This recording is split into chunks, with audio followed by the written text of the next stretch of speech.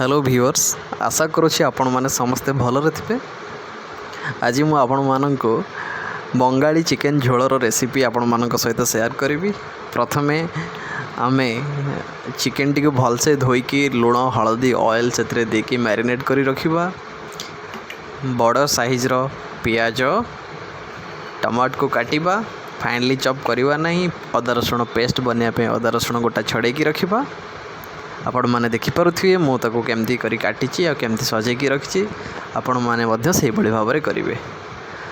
Chicken झोल तो आलू निहाती दरकार, तो मु प्रथमे कौन करना आलू को सिझेकी रखी। आपण मैंने देखिपे मुझे आलू को सिझे रखी। आलू को काटी ना, आप आलू को काटे गोटा रखिए। आताको डीप फ्राए करने पूर्व ता भितर टिके कणा करदे, कहीं ऑयल ता भितर को गले टिके भल लगे, स्वाद टिके भल बाहर, किसी निरा लगे चिकेन झोलटा। आपण मैंने देखिपे मुझे जमती कर सेमती करेंगे, बेसी प्रेस करेंगे भांगी आलू। एबे मु कड़ाई बसैली, से ऑयल ऐड कली। ऑयल टिके गरम हो गला परे मो सिझी थिबा आलू को से मु फ्राए करी आ हल्का रे ताको चेंज करेंगे। बेसी जल्दबाजी करेंगे आलू ना भांगी जीव। आपण मैंने देखिपे आलूर कलर केमती चेंज होची।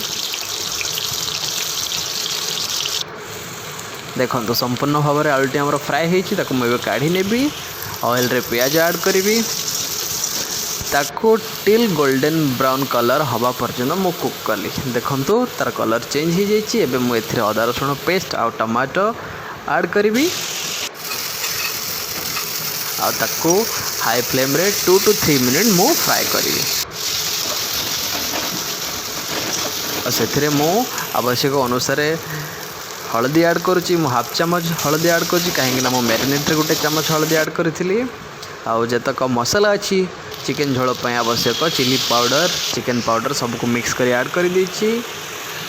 एबे मु कुक करी मीडियम फ्लेम रे जेपर्यंत ऑयल सेपरेट होइनी। देखो ऑयल संपूर्ण भाव में सेपरेट हो सारी। आपण मैंने देखिपे ऑयल टी सेपरेट होइछि। एबे मु चिकेन को ऐड करी। तार भीतर चिकेन को ऐड कर सारा पर हाई फ्लेम रे 2 to 3 मिनट मो फ्राए करी। से मो फ्राइड आलू ऐड करी आ से झोलर टिके स्वाद बढ़ाई गोटा कंचा लंका को मुझे भाव में मझे काटिकी से मु ऐड करी।